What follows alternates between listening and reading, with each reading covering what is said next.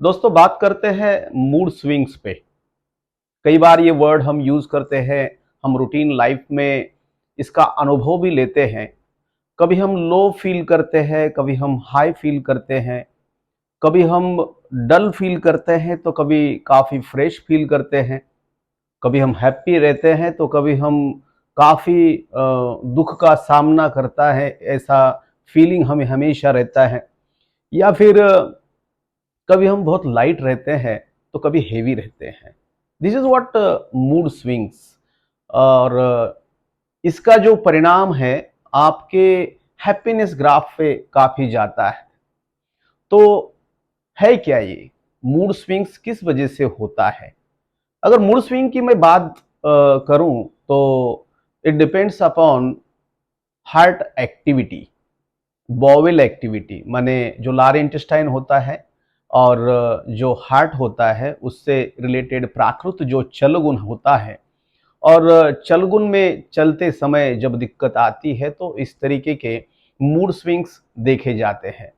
हृदय जो होता है वो मानस भाव का या मन का स्थान है, और हार्ट के ऊपर परिणाम करने वाली हर वो बात एक्चुअल मूड स्विंग्स कर सकती है। इसमें मैंने देखा है कि फीवर फैक्टर, क्योंकि मन संताप देह संताप एक्चुअल फीवर का जेन्युइन लाइन है, जिसमें मन को पहले फीवर आता है और बाद में फिर शरीर को आता है। और फीवर के पहले शोथ भी रहता है, तो शोथ का भी परिणाम जैसे मैंने कहा कि चल गिन के ऊपर आता है। जैसे मैंने एक बात कही कि पक्वाशय रिलेटेड शोथ, चाहे वो उदावर्त जन्य हो, अजीर्ण जन्य हो, रात में लाइक हेवी डाइट लिया है तो आपको कल डल फील करेगा। साथ ही साथ जैसे मैंने देखा है कि प्राकृत वायु की उत्पत्ति तृतीय अवस्था पाक में, माने इंटेस्टाइन अगर परफेक्ट रहा तो फिर प्राकृत वायु अगर उत्पन्न होता है तो फिर उसका भी परिणाम लाघवता की वजह से एक्चुअल मूड के ऊपर काफी ज्यादा आता है। क्योंकि मैं जब हल्का फील करता हूं तो मुझे बहुत बढ़िया लगता है, और जब मैं डल फील करता हूं, हेवी फील करता हूं, तो फिर मेरी थॉट प्रोसेस कहीं ना कहीं रुक जाती है। तो नियंता प्रणेता च मनसहा, माने वायु का जो कर्म कहा गया है तो उसी में सभी बातें एक्चुअल इंक्लूड होती है। एक्चुअल किन चीजों का परिणाम मूड्स पे आता है, what is mean by mood swings, ये तो मैंने बताया, लेकिन मूड पे किस चीज का परिणाम आता है? निद्रा, आहार और ब्रह्मचर्य पालन, ये जो त्रयोप स्तंभ है इसका काफी परिणाम एक्चुअल आपके मूड स्विंग्स पे आ सकता है। क्योंकि निद्रा अगर आपने प्राकृत नहीं ली, जैसे मैं देखता हूं अभी जब भी हम पुणे और बॉम्बे में प्रैक्टिस करते हैं, आईटी सेक्टर्स वाले जो जॉब करने वाले लोग होते हैं वो अमेरिकन टाइम्स के हिसाब से जॉब करते हैं। तो उनमें एक्चुअल साइकोलॉजिकल डिसऑर्डर्स हो, रिएक्शंस हो, या हट्टी या जिद्दी स्वभाव हो, या डेली लाइफ में बोर फील होना हो, ये काफ़ी दिक्कतें देखने को मिलती है। क्योंकि उनकी जॉब टाइमिंग्स जो होते हैं वो एक्चुअल रात में 2 बजे, 3 बजे, 12 बजे ऐसा खत्म होते हैं। तो अनिद्रा की वजह से इन सब चीज़ों का परिणाम जो है हार्ट के ऊपर स्वेलिंग आती है, इंटेस्टाइन के ऊपर स्वेलिंग आती है। अगर हमने वेगस देखी तो फिर नाक से लेकर ओरल कैविटी से लेकर इंटेस्टाइन तक सभी जगह एक्चुअल अनिद्रा का परिणाम जो है वो देखने को मिलता है।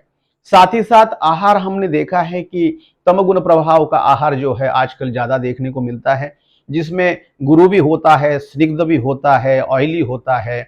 इन सब चीजों की वजह से इंडाइजेशन कॉज होके भी मूड स्विंग्स देखने को मिलते हैं। और अबाउट ब्रह्मचर्य पालन, it is not about only sexual life.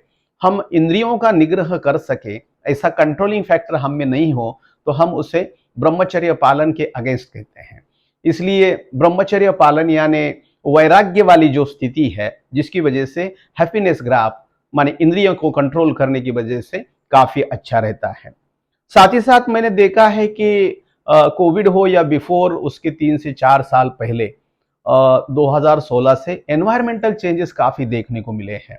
हर 3 दिन बाद यहाँ पे एक्चुअल आभर आता है या फिर क्लाउडी वेदर होता है, जिससे प्राण का पूरण अच्छे से नहीं हो पाता, और उसका भी परिणाम एक्चुअल आपके मूड्स पे आ सकता है। तो एनवायरमेंटल चेंजेस आप खुद नहीं बदल सकते हो। उसके लिए हमें कई सालों तक मेहनत करनी पड़ेगी।